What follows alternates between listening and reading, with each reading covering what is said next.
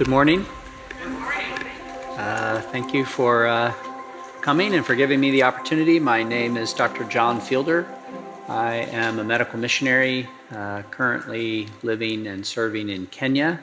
I've also worked and lived in Malawi and have traveled quite a bit to visit mission hospitals in Africa.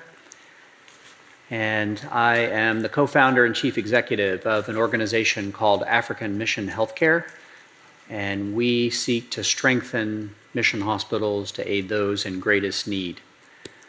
The original title of my talk had to do with the changing epidemiological landscape, disease burden and causes of death in Africa, and how medical missionaries and mission hospitals should think about those changes and adapt to those changes. I am going to talk about those issues, but I'm going to tie it into the announcement that we made last night about our new initiative under the L'Haim Initiative to strengthen a set of mission teaching hospitals, and how I think that those two things go together, the changing epidemiological landscape along with the importance of strong educational institutions. My email is there. You're welcome to contact me with any questions. We do have some brochures about our organization in the back and up here, and I'm happy to take any questions.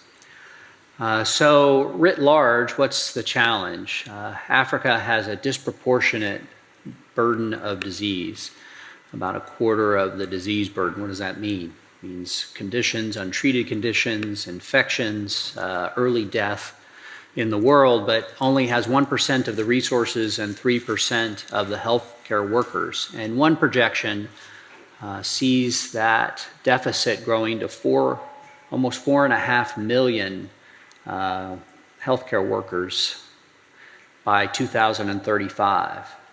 Well, 5 years ago, it was about 1.8 million deficit. So why is that deficit increasing? And it's because Africa's population is increasing fast enough, but the healthcare workforce, the trained healthcare workforce, is not keeping pace. I think it's important that we understand the progress that's been made, that to have a council of despair is inappropriate.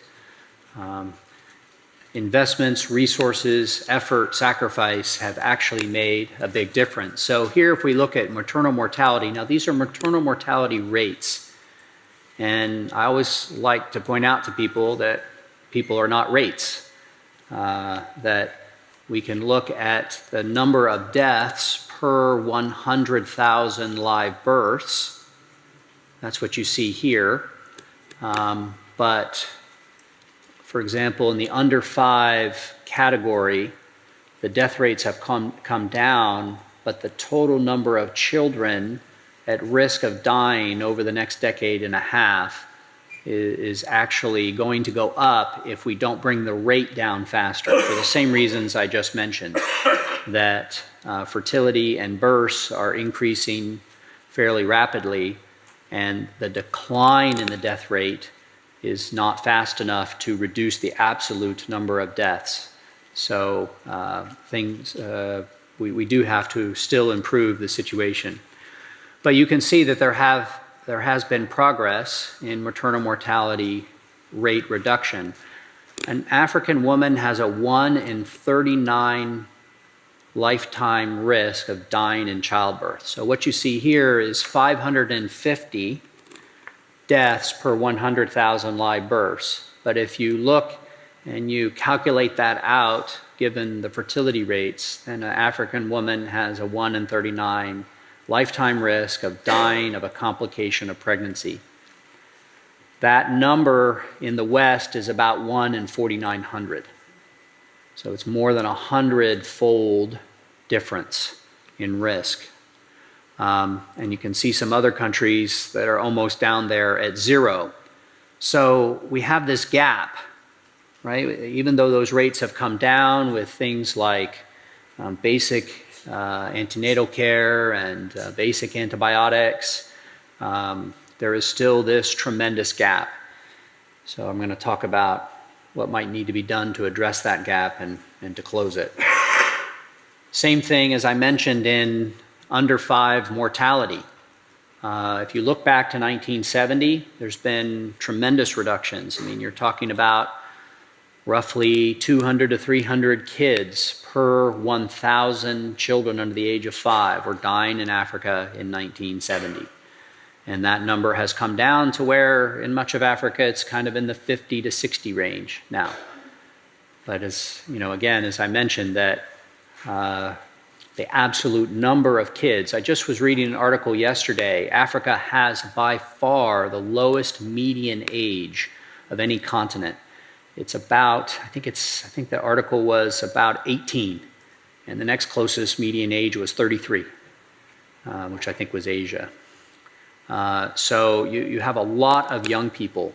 So even as those rates per 1,000 have come down, there is still an absolute number that is unacceptable.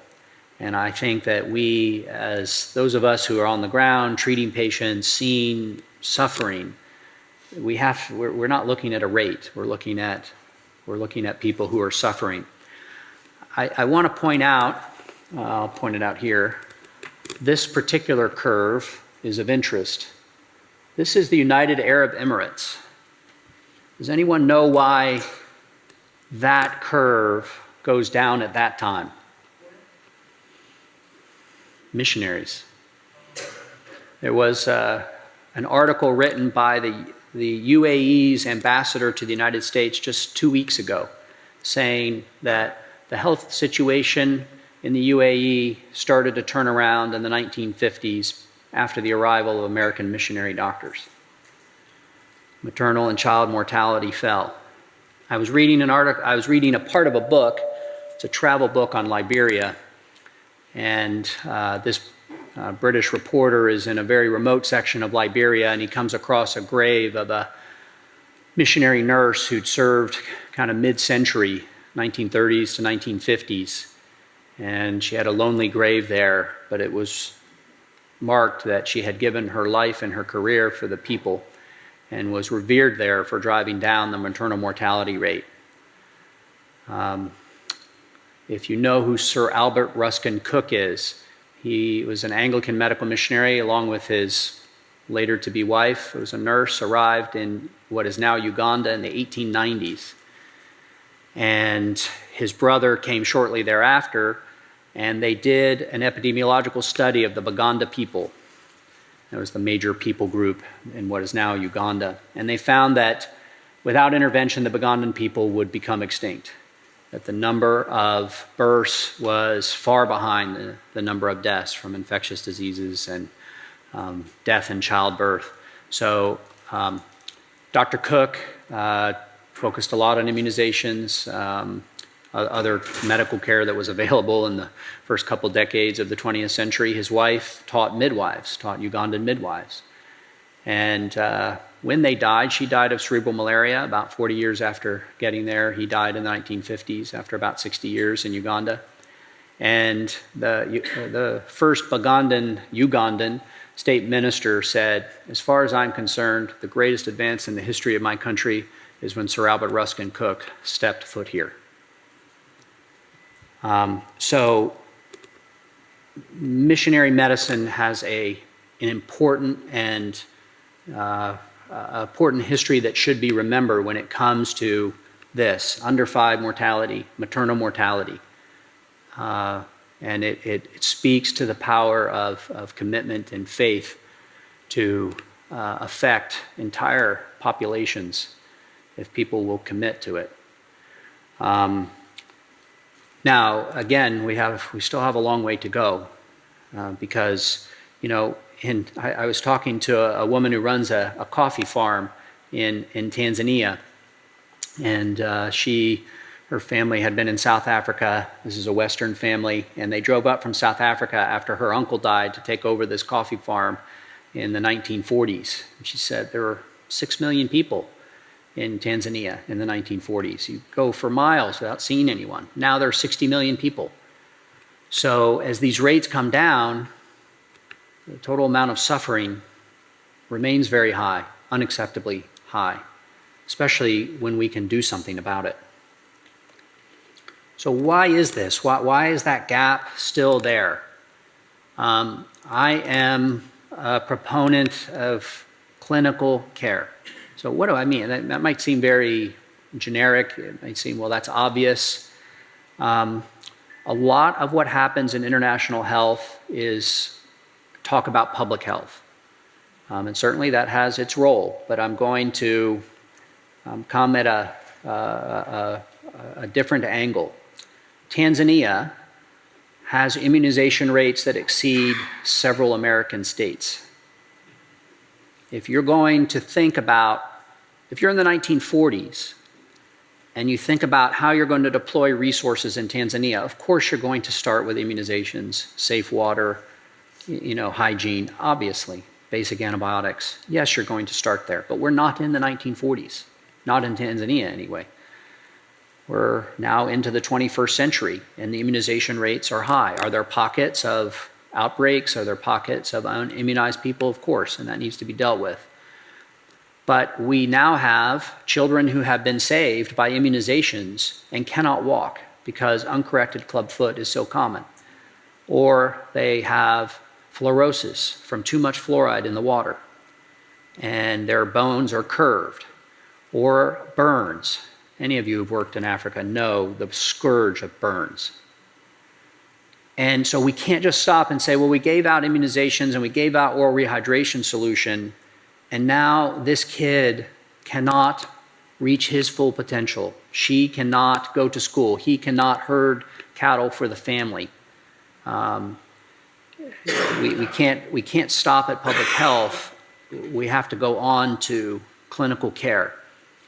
And so now, if you're in the 21st century and you say, okay, I have a career, I have time, I have resources, I have money, are you going to hand that over to the Tanzanian government to say, well, let's get the immunization rates from 92, 93% to 100%, or are you going to say, let's start fixing some of these kids who can't walk?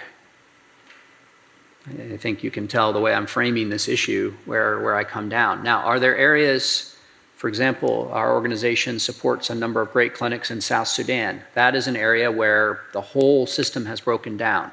Immunizations, we're not talking about pediatric surgery in South Sudan right now.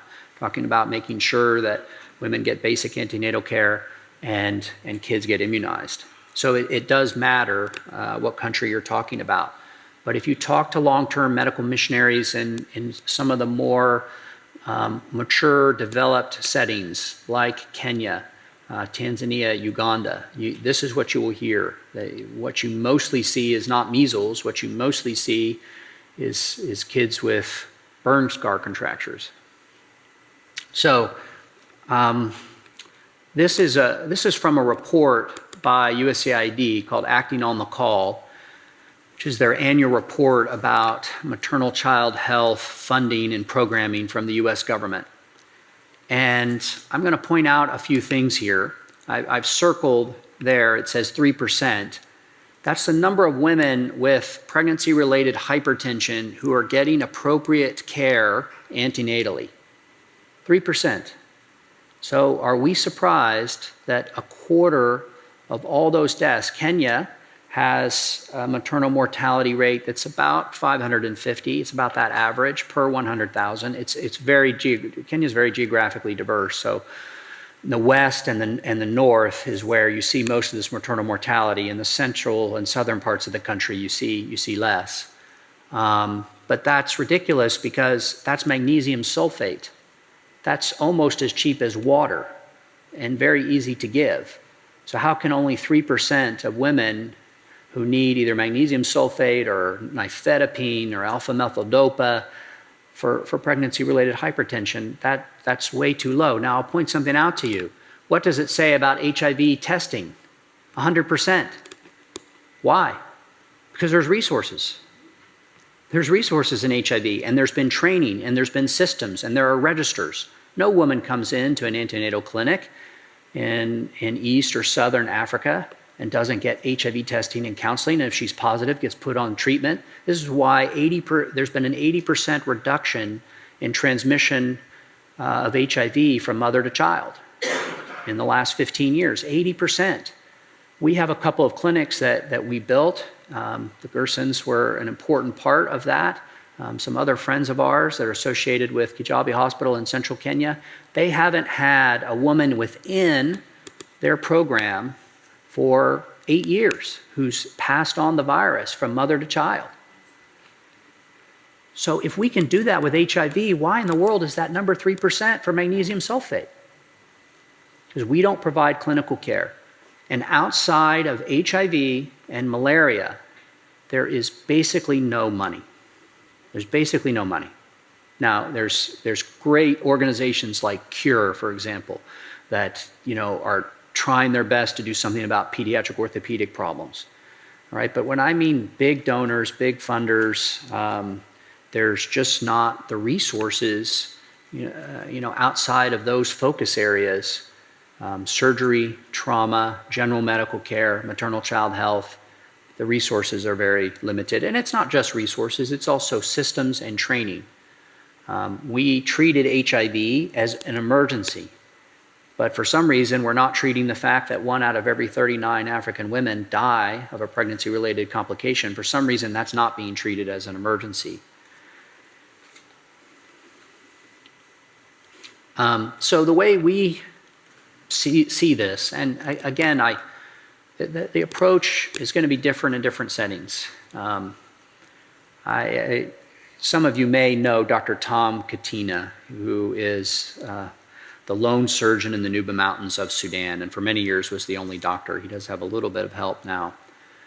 And Tom was interviewed recently by a friend of ours, and Tom's a family doctor who's gotten very involved in doing surgery, and so this guy was interviewing and was actually also trained as a surgeon. He said, what's going on?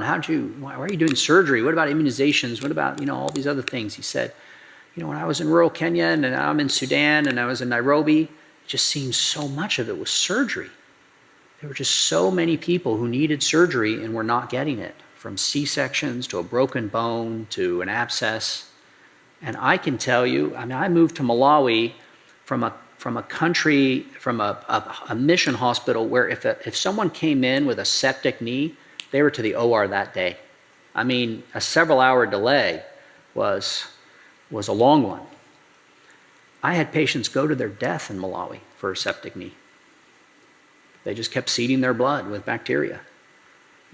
I saved some patients by doing a percutaneous needle through the knee, but the medical people in the room will know that's far from ideal.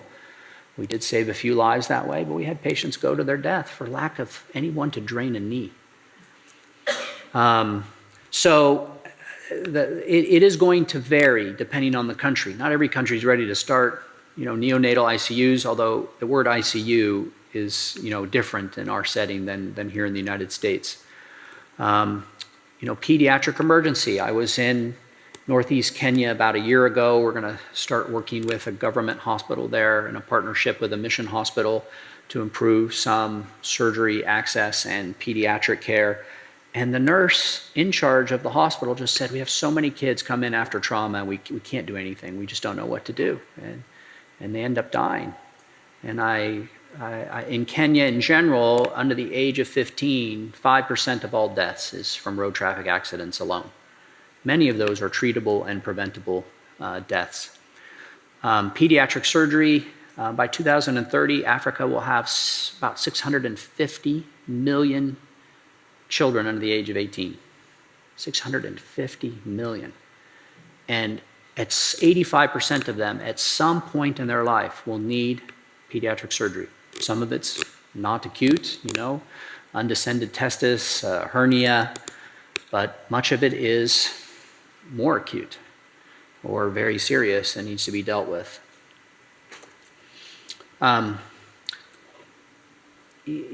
Sometimes people, again, they despair. This is very complicated medicine. Can we do this? And we can, because we've done it with HIV. And I'm an HIV doctor. I can tell you that if someone comes in with advanced AIDS and TB in the brain, that is a sick person. And we had many of those patients, and most of them are still alive. And you get people earlier, they will live a long time, decades and decades. The medicines are so good right now. If you're not in HIV medicine, you have to understand how good the medicines are now.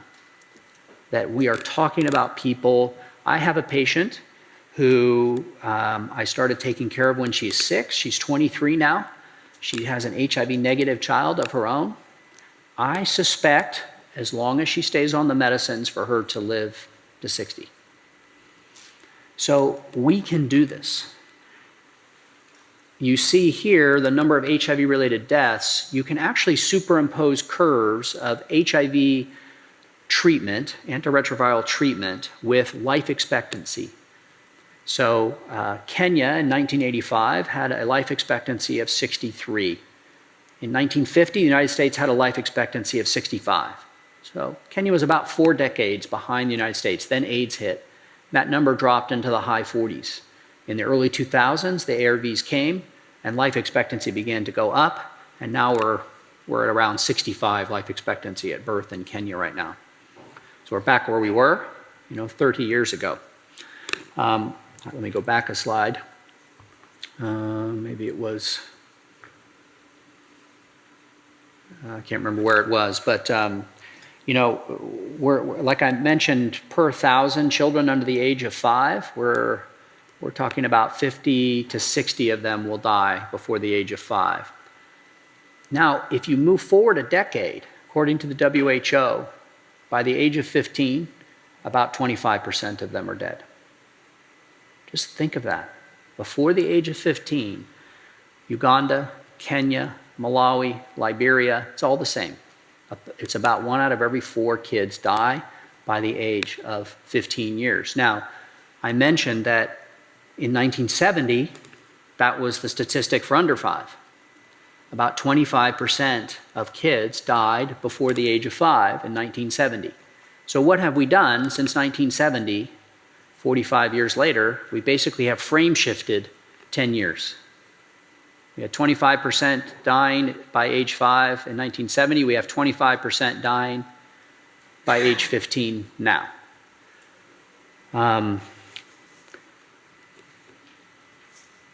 When you think about many of the gains in the under 5 category, what do you think about? You think about vaccine preventable diseases. You think about malnutrition.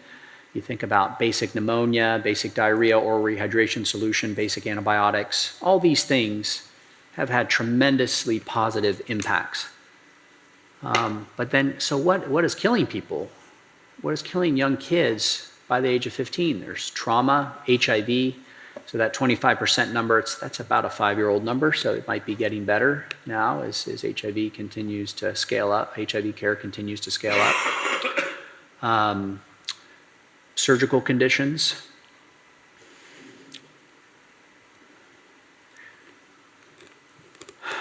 This is a tool that comes from the Institute of Health Metrics Evaluation. You can go to their website, play around with this, look at by country. Even some countries have breakdowns by region. You can look at age groups, gender, years of life lost, number of deaths, disability-adjusted life years, and get a sense of the epidemiology of disease in Africa. So this is looking at all comers, and in sub-Saharan Africa. And see, it says all ages. And it's the metric that I prefer, which is years of life lost, because I think that's how we should be looking at this situation. And you can see HIV and TB still a big problem. If we looked at that 10 or 15 years ago, that practically would have taken up the whole graph. But where I've circled up there in the above right, that is neonatal conditions alone. Just neonatal, first 28 days of life. So now 40 to 50% of under 5 death is occurring in the first 28 days of life. If we had changed this chart to just look at under 5 death, you'd see that those neonatal conditions would actually fill roughly half of this graph. So what does that have to do with the point I'm trying to share is we're only going to save neonatal lives with clinical care. There's some things that can be done through antenatal care, through better antenatal care to reduce prematurity. But a lot of these are neonatal sepsis, prematurity, obstructed labor, asphyxia. We need better clinical care. I'll tell a story, and I'm going to not tell the country. Okay, so I was visiting a place that we support, and there was a mother there. This mother is a doctor. She's an African doctor, and her child had been born premature and admitted to a government hospital, and that child almost died of dehydration because the government hospital couldn't even give her the right IV fluids. She is a doctor, and the child almost died. By the time the child came to the mission hospital, he was within 30 minutes of death, and they mobilized and saved the baby's life, and the baby did fine. There's a study that looks at antenatal care that says that probably less than 10% of women have access to quality antenatal care by basic quality markers, hygiene, basic algorithms, and checklists. It's not always about access. It's about quality. You can have a building, you can have care, but do they have medicines? Do they know how to use the medicines? That's a different, we saw this with HIV. There was a lot of discussion for many years, quite appropriately, about access to HIV medicines. There was no access. When we were first starting to provide that HIV care when I was in Kenya, there were probably a couple thousand people in all of Kenya who were on HIV medicines. The vast majority did not have access. Then the US government's initiative came, and there was access, but people didn't know how to use the medicines, and they didn't know how to manage the side effects, and they didn't know how to manage the opportunistic infections and change medicines, etc.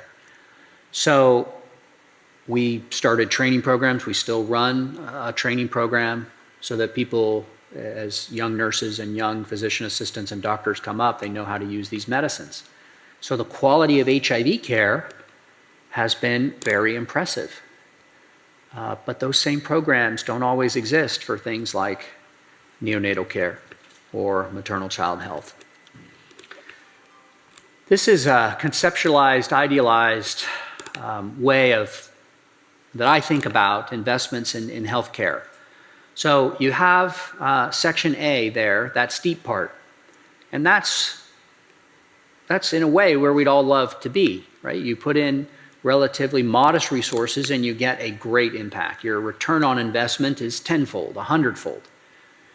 Again, that's vaccines, that's other kinds of basic interventions, but that's in many, many places, not everywhere, but in many places that is there. So then you kind of go to this next part of the curve. It's still pretty steep, but getting flatter. That's part B. So, you're going to have to expend more resources and more time, and you're not going to get the 100-fold, return on investment. Maybe you're going to get the 5 to 10-fold return on investment. What do I put there? A kid has pneumonia and needs oxygen. If we had oxygen in every place in Africa, we'd see at least a third reduction in childhood pneumonia deaths. But you're talking a couple % of African health facilities have functional oxygen. I worked in what I will confidently say is the best medical clinic between northern Tanzania and northern South Africa along the eastern coast of Africa, encompassing 4 countries. Tanzania, Malawi, Mozambique, Zambia. A lot of times we didn't have oxygen. We didn't have power. We were an HIV clinic. We didn't have water for a year. We got water from the well, but we didn't have running water. There's hardly an engineer in the country who could help us solve that problem. So we are still talking about what we would consider basic interventions. The yard worker of a friend of ours. This friend called us and said he's admitted to the hospital. He was told he has appendicitis. He's been there for 4 days with extreme pain, not being operated on. And it turns out he had burst his appendix and had a small appendiceal abscess. And I said, well, why is he sitting there? I said, just send him to Kijang. I called my friend at the mission hospital. He was operated on about 8 hours after arrival. He survived and did fine. So basic surgery. Basic surgery has been shown to be cost effective. In fact, it's been shown to compete well with vaccines. Why? Because it's not competing from vaccines from the year 1950. It's competing with vaccines today. The marginal impact, when you immunize a kid who is the 94th percentile kid to be immunized, you're not necessarily preventing measles in that child. You might be, but because of herd immunity, you're likely not. The kid's already protected, depending upon the dynamics in that community. I mean, if on a national level, if 6% of the kids are unimmunized in an entire set of villages, yes, those kids are at risk. But if he's out there mixed in a bunch of other immunized kids, his risk is there, but it's less. But that kid who doesn't get surgery for the appendix that's burst, what's his mortality rate? It's approaching 100%. So B is what, and that's why analyses have shown that basic surgery competes well with things like vaccines for that reason. Because we're talking about what is the marginal incremental impact. And, Mark shared last night that the way I have conceived of my own role is, if I'm a doctor here, no, I don't think anyone in the United States is saying, boy, if Jon Fielder were here, I would survive. I'm an internal medicine doctor, treat hypertension, treat diabetes, you got to treat people for 20 years in order to see a benefit. But when I'm in Africa, my marginal impact is higher. And that's the same way that we think about our investments, the scarce resources which have been entrusted to us. What is the incremental impact on the margin? Then you get to C. Now C is a lot flatter. And this can be difficult because I've had patients when I'm in Africa and maybe they've had a cancer, for example, that we know is not easily treatable, but we want to do something. We want to give them some hope. We want to see if we can get a partial response. We want to see if we can extend their life a little bit. But we have to put in more resources, and we're not going to get the same kind of benefit. So it's not like there's some formula that puts every intervention in one of these areas of the curve, but this is the way that I think about these interventions and the way our organization. This is where we operate. We operate in B. Community-based organizations, a lot of them operate in A, and then. We don't do as much in the C region. So our ultimate vision is enduring and improving health systems where everyone has access to quality, compassionate care. And the key word there is systems. So I was part of the PEPFAR scale-up. PEPFAR is a great thing. It's probably extended 17 million lives in Africa. It's important that Americans know that. It's amazing how few Americans know that. Between PEPFAR and the President's Malaria Initiative, Americans have saved about 20 million people in Africa over the last decade and a half. So it's a truly incredible accomplishment. So I'm a huge fan of PEPFAR. But PEPFAR was not a systemic solution. It went in and said, HIV is an emergency, we're going to treat HIV. But if you had surgery, your surgical need, sorry, Need a C-section, sorry. We don't do those things. You have postpartum cardiomyopathy, sorry, we can't do anything about that. You're one of the 5 to 7 million people with rheumatic heart disease, the mass majority of which will die without a heart valve replacement, sorry. 5 to 7 million.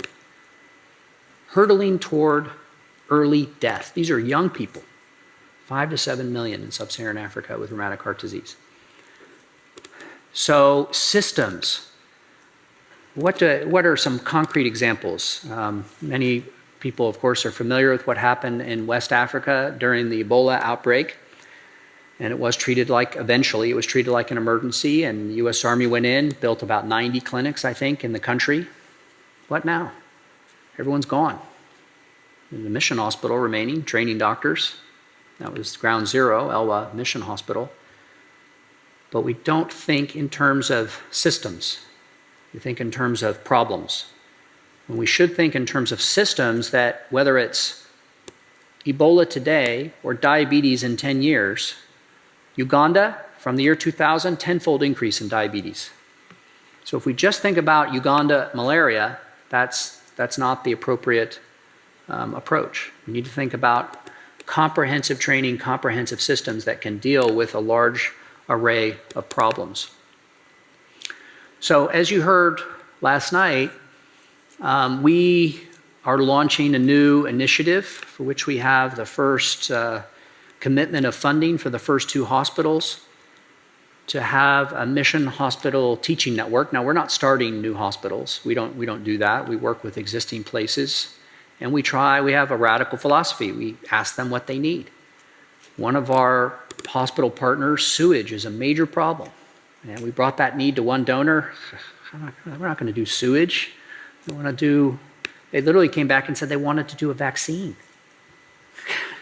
You can imagine, it's not 1950. Okay, we need institutions, and institutions need water, and they need power, and they need sewage, and they need housing, and they need internet, and they need teaching space. So we can't just conceive of things in their own silos. Mission hospitals, generally people say they provide about 1/3 of the medical care in sub-Saharan Africa. We can debate that number. I actually think the percentage of responsive, interventionary quality medical care, I believe it's higher. People can quarrel with that, but that's been my observation. A friend of mine is the highest civil servant in the health sector in Malawi, and he says that currently 70% of the nurses in Malawi are coming out of the mission hospital sector. Uganda, the number is 60%. When you talk about surgery access, definitely, by far, the vast majority of quality surgery is coming out of the mission hospitals. Why a network?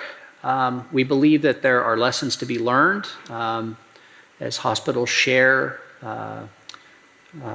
challenges. Some hospitals have great nurse anesthesia training programs. Some hospitals have started other kinds of training programs. Some, you may have heard Kerr Thielander this morning talk about the Pan-African Academy of Christian Surgeons. Some of those PACS hospitals have orthopedic surgery programs, some don't. So there's different strengths, and we know a little bit about procurement and project management and engineering that we're hoping to also bring to this network of idea and resource sharing.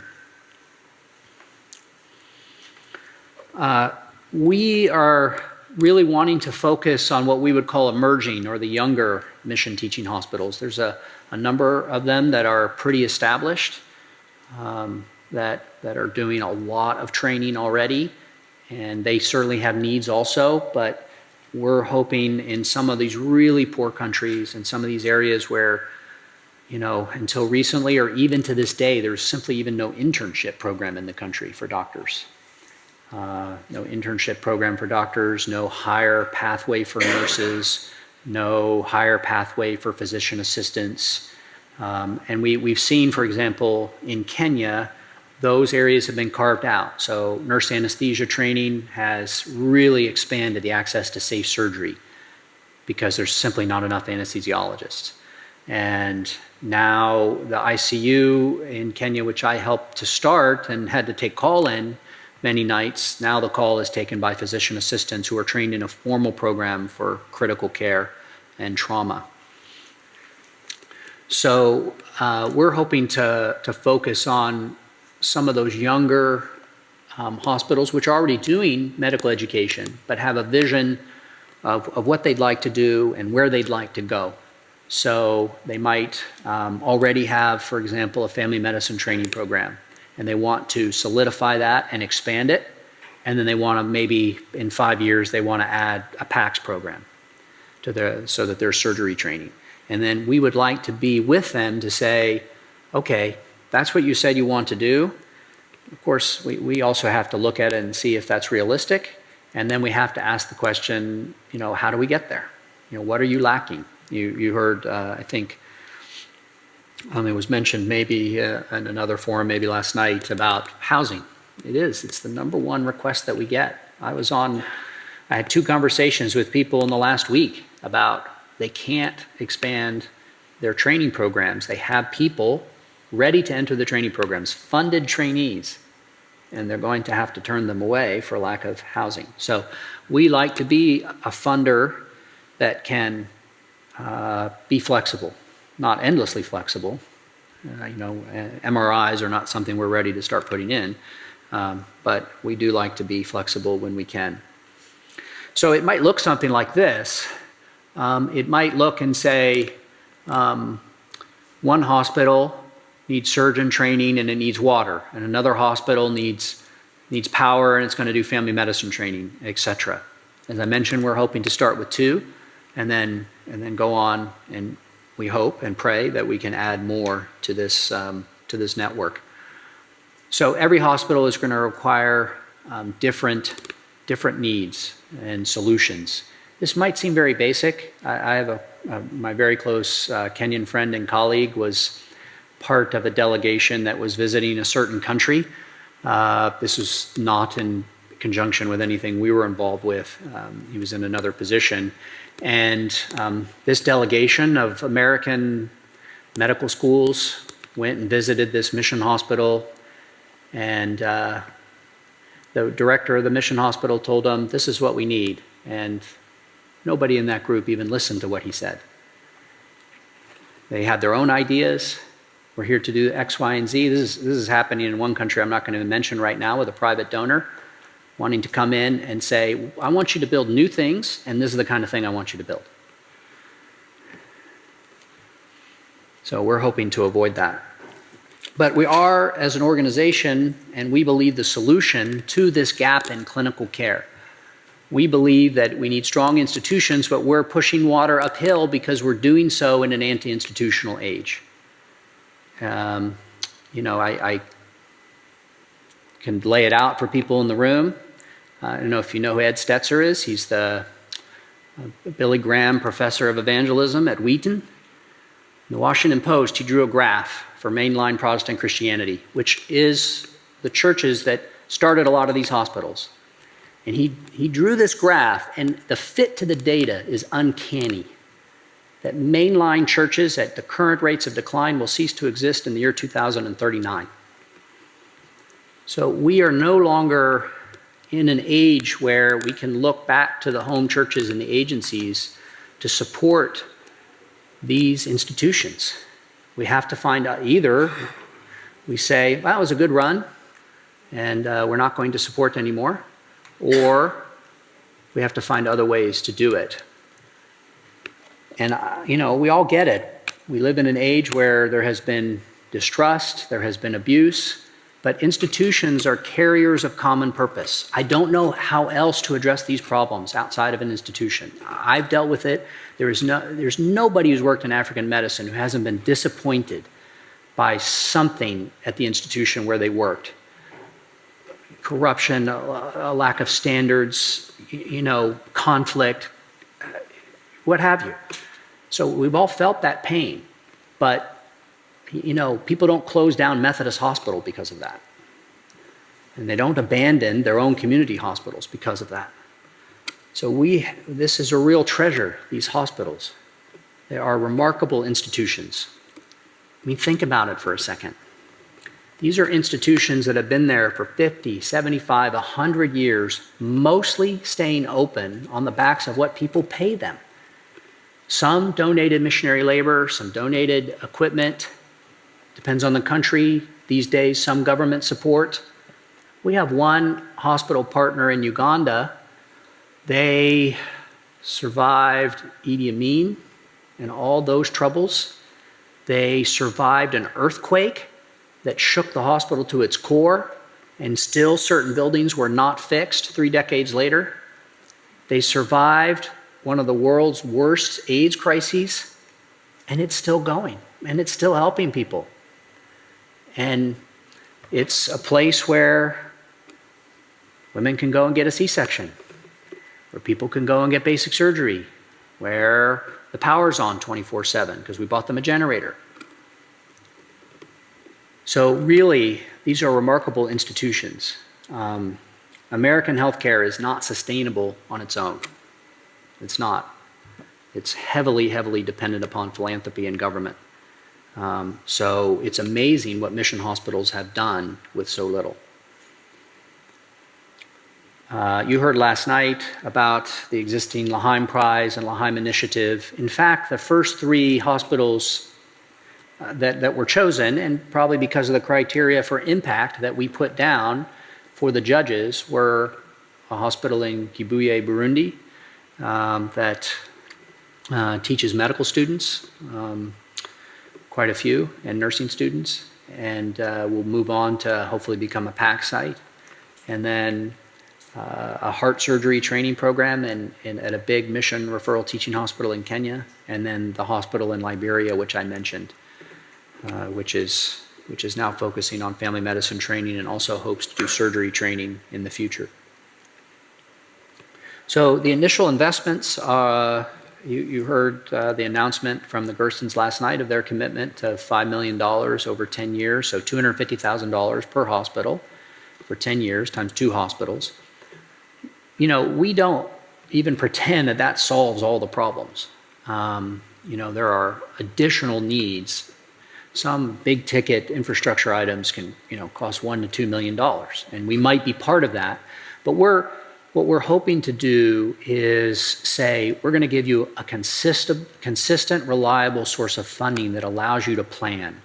If you're a missionary doctor running a hospital, you're constantly thinking, where am I going to get money for this? I need to send somebody for training. I need to solve this problem and that problem. I need to go back to my donors again. So this would be a consistent source of funding that will hopefully proceed according to a plan that we map out with the hospital. We want to be flexible, but we also want to see where we ultimately want to end up. And also, it's flexible in the sense that we like to do things that maybe other donors wouldn't do. So that sewage, that housing, those bottlenecks. Again, it's that idea of incremental thinking. That if somebody else wants to give the money to the new maternity, hey, great. But if you don't build the housing for the nurses who are going to work in that maternity, there is no private housing market in rural Africa. So, you know, there's a hospital which drove down maternal mortality by a factor of 10 in less than a decade in rural Malawi. And they did that despite the fact that the government was willing to give them, I think, something like twice the number of nurses. The government would have paid their salaries, but they had to turn them down because they didn't have housing for the nurses. Imagine how many more lives they could have saved if they'd actually been able to house their nurses. So we're not under the illusion that this is going to solve every one of the problems, and it's not only an infrastructure project. We know some good places where people can get trained in, you know, lab or nurse anesthesia and in different fields, and we hope to be able to leverage that knowledge. And we hope to be able to expand this network over time.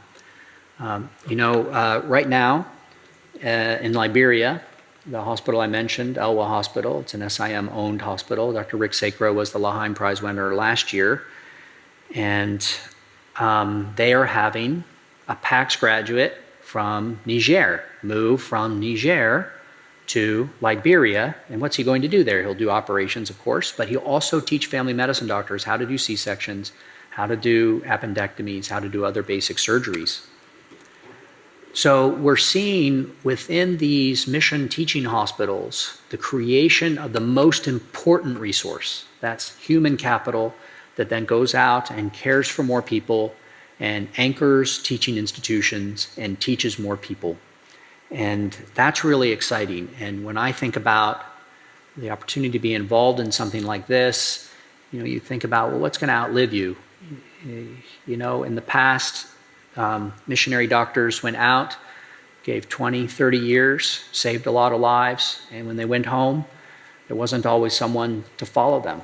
Right now, sadly, there's one of the giants of the field left Zambia, and there is nobody. There is no Zambian doctor. There is no missionary doctor. He got rid of neonatal tetanus in that region. He practically eliminated malaria through a unique program in that region. He practically got rid of chlamydia eye infection in that region.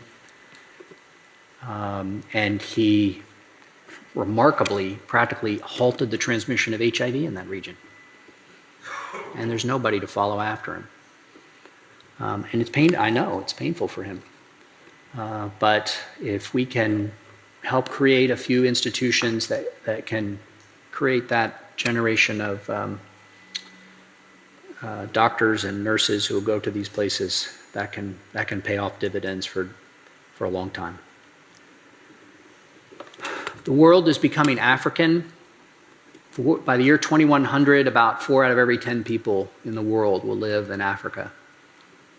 I saw one estimate from a Rwandan architect, and I don't know where his data came from. This was in his TED Talk, and he said Africa has to build 7 clinics and hospitals a day between now and 2050 in order to keep up with the demand.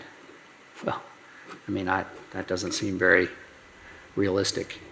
So where are people going to get their health care? Where are they going to get their quality health care? So we want to look at training of healthcare workers, strengthening of institutions, and sending people out for a legacy of durable church impact and leadership